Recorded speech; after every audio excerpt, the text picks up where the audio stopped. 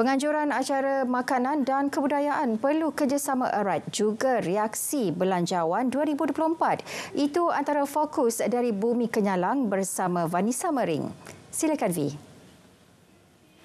Ya, terima kasih Zahira. Sebelum itu kita mulakan dengan perkembangan mengenai kejadian warga emas di sambar buaya di Sungai Sekerang, Seri Aman pagi semalam. Mayat tuai rumah cawangan anak baringa yang dilaporkan di baham buaya di Sungai Sekerang, Seri Aman telah ditemui pagi tadi oleh penduduk kampung. Pusat Gerakan Operasi Jabatan Bomba dan Penyelamat Sarawak melaporkan mayat mangsa dijumpai pada jarak 10 meter dari lokasi terakhir mangsa di sambar buaya. Mayat didapati mempunyai kesan gigitan pada bahagian leher dan kepala sebelah kanan. Mayat telah disahkan adalah mangsa yang dicari setelah disambar buaya dalam kejadian pagi semalam ketika mangsa berusia 67 tahun sedang mengisi tong semburan untuk meracun rumput di kawasan ladang sawit dan sawah padi di sungai berkenaan. Kejadian tersebut disaksikan oleh isteri mangsa. Sementara itu, mayat mangsa tuai rumah baloi itu telah diserahkan kepada pihak polis dan dibawa ke Hospital Seri Aman untuk tindakan lanjut. Operasi mencari dan menyelamat mangsa yang digerakkan sejak semalam dianggotai 6 anggota dari Balai Bomba dan Penyelamat Betong dan dibantu anggota polis, Angkatan Pertahanan Awam dan penduduk kampung. Persatuan agensi serta NGO yang ingin menganjur festival makanan dan kebudayaan di setiap bahagian di Sarawak hendaklah bekerjasama dengan Jabatan Residen dan Majlis Daerah agar karnival makanan dan kebudayaan itu dapat disusun rapi serta dimasukkan pelbagai acara sebagai daya tarikan. Menteri Pelancongan Industri Kreatif dan Seni Persembahan Sarawak Datuk Seri Abdul Karim Rahman Hamzah berkata adanya kerjasama dengan agensi kerajaan maka pesta makanan dan kebudayaan akan meriah. I'm very happy to see a food and culture festival also being held in Bintulu. And we would want to see this food and culture festival growing up. As I mentioned just now, this kind of event never fail. But the organizing of the event must be good. It must be proper. The resident office, the Majlis Daerah, if there is any, must be in those committee. And the kind of food that are to be sold, it must vary. It must vary from all the traditional food of the people down there. And that's what makes the whole thing hype up. Beliau berkata demikian pada Majlis Flag Off Maju Sarawak Run di Bintulu malam tadi.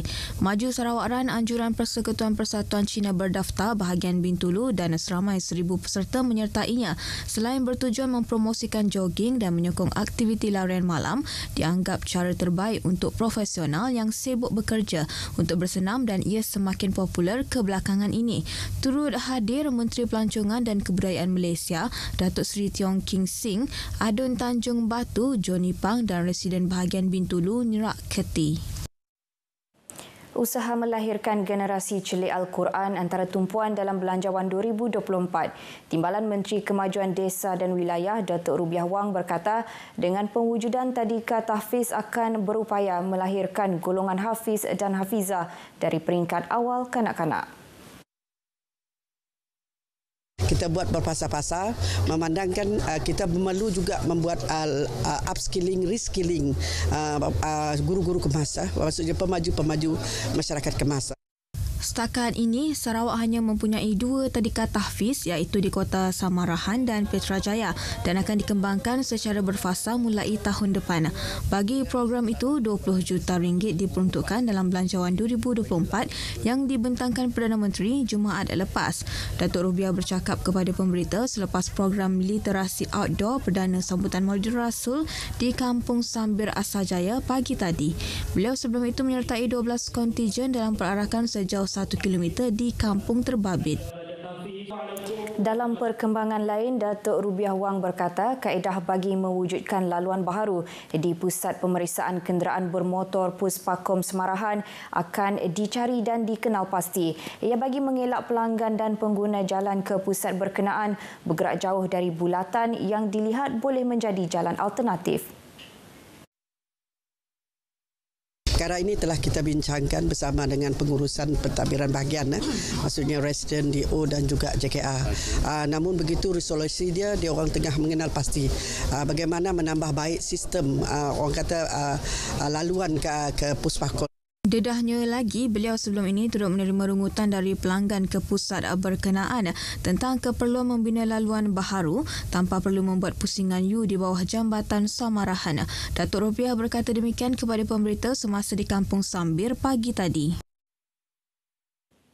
Peruntukan untuk projek baik pulih sekolah Daif di Sarawak yang diluluskan dalam Belanjawan 2024 diharap dapat disalurkan sesegera mungkin. Menurut Timbalan Menteri Pendidikan dan Inovasi Datuk Dr. Anwar Pai, dana projek yang nilainya kurang RM50 juta sememangnya perlu dikendalikan sendiri oleh Kerajaan Sarawak seperti mana yang ditetapkan oleh Perdana Menteri awal tahun lalu.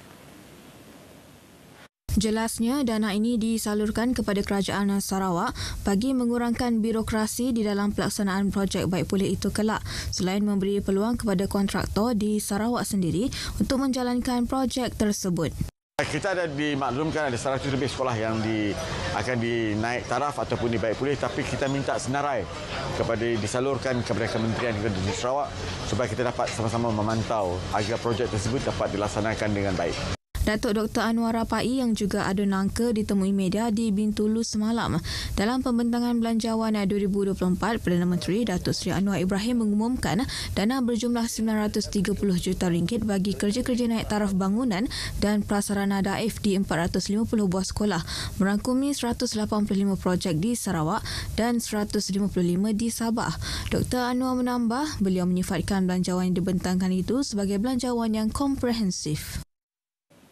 Peruntukan RM930 juta untuk kerja-kerja naik taraf bangunan dan prasarana Daif di 450 buah sekolah merangkumi 185 projek di Sarawak memerlukan pemantauan yang lebih jitu bagi mengelakkan projek dijalankan terkendala atau berlaku ketirisan.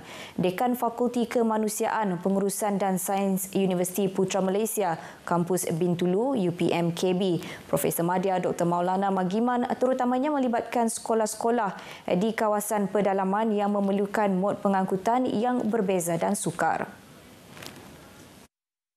Sekolah-sekolah ini yang dibina hasrat kerajaan untuk membantu pada rakyat haruslah diberi dengan sepenuh ketelusan supaya apa yang diinginkan untuk diberikan kepada masyarakat tercapai dan akhirnya membantu pada masyarakat di Sarawak yang kesemuanya dapat memperlihatkan kepada pendidikan dan sebagainya. Sementara itu, bagi pemimpin komuniti di kawasan pedalaman Belaga dan Murum turut menghargai Belanjawan 2024 dan mengharapkan sekolah-sekolah di kawasan tersebut menerima limpahan.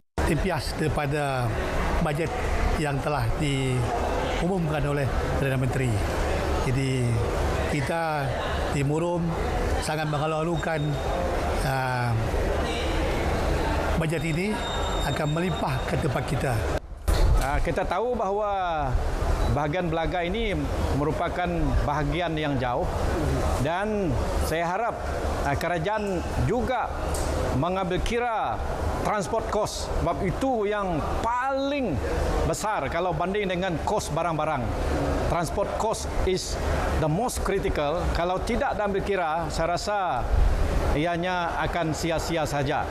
Sementara itu, kelulusan pembinaan sekolah baharu di Bintulu iaitu SMK BAI merupakan sesuatu yang diperlukan ekoran pertambahan murid di bahagian Bintulu. Bagi Presiden Persatuan Anak VAI Bintulu, SMK BAI bukan sahaja satu pengiktirafan kepada masyarakat VAI, malah Bintulu secara keseluruhannya, namun ia merupakan satu keperluan mendesak. Kami rakyat Bintulu mahu pelaksanaan sekolah ini disegerakan. Dan sudah semestinya ianya tidak cukup. Jadi kita minta di rancangan Malaysia yang ke depan nanti dan pada bajet lagi tahun ke depan, kita minta lagi dibina beberapa lagi buah sekolah di Bintulu ini. Dan juga sekolah agama yang telah lama dirancang dan diluluskan peruntukannya, kita minta juga ianya dipercepatkan. Kos pembinaan 26 buah sekolah baharu di seluruh Malaysia bakal melibatkan peruntukan berjumlah 2.5 bilion ringgit. Perkongsian itu tadi mengakhiri berita dari Sarawak. Salam Malaysia Madani. Kita kembali bersama Zahira di Angkasa Puri untuk berita seterusnya. Silakan. Baik, terima kasih V. Langsung dari Kuching.